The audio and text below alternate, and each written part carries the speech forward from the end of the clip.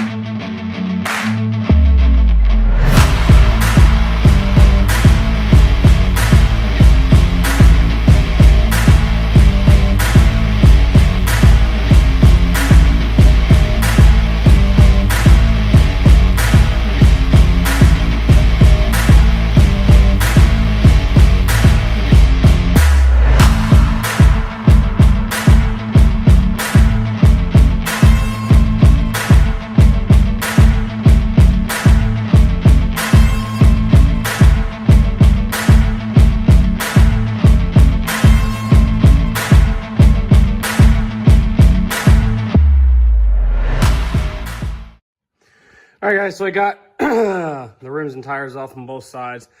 I'll only do one side and record. The other side is going to be exactly the same. But all I'm going to do is I'll take my tailpipe off right here, get that out of the way.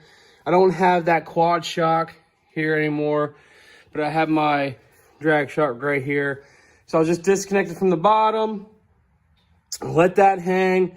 Then I'm going to put my jack underneath the rear diff, lower it down, hopefully take the spring out. Then I'll replace the bottom control arm here. Then I'll go ahead and do the top one that's right back there.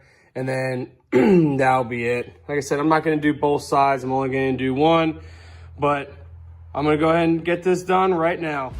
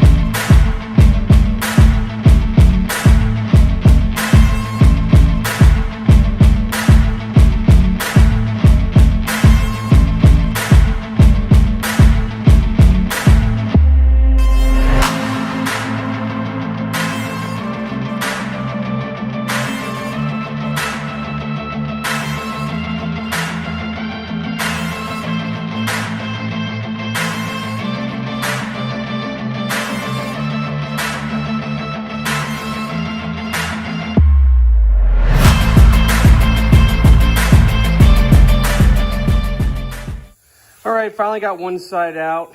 You can see the difference between the factory and the new kind here. Also, here's the factory lower, new lower. I didn't record putting the bushings in because all you do is just grease each bushing, put it in, put the pin, and put the other bushing in, and that's it. So I didn't really record it. But everything looks good. I can't wait to get these on and see what it's gonna do. You can see just like the thickness of the metal compared to the new one and everything. Like, it's gonna be great. I can't wait to see how it is. I got the rest of them done, and then everything else is out inside here. So right there is for the upper, and right down there is for the lower. You see that gap right there. So we're gonna get all that done, and then we'll be good. And then we'll get everything back in the way it's supposed to be, and back running and see how the 60 foots do.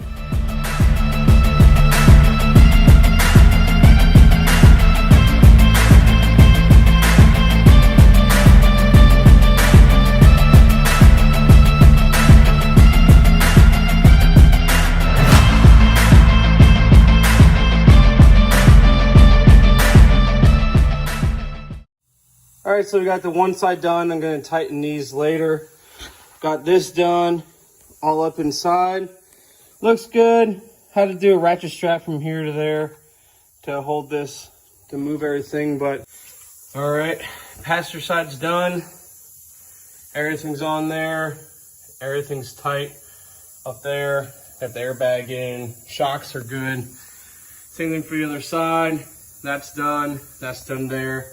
And that one's done up there. Have the exhaust, the mufflers off. I'm going to start just to see what it sounds like. Kind of curious how it is. So, all right, we did a little one on there.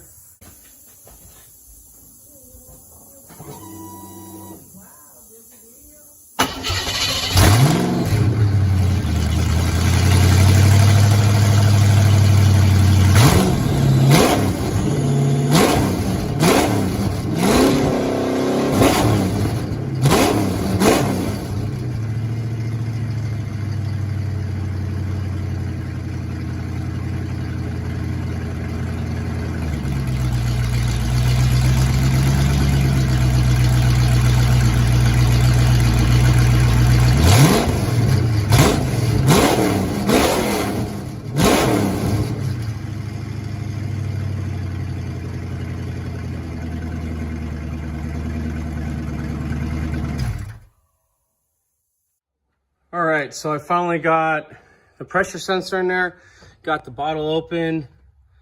Looks about right at 600 there.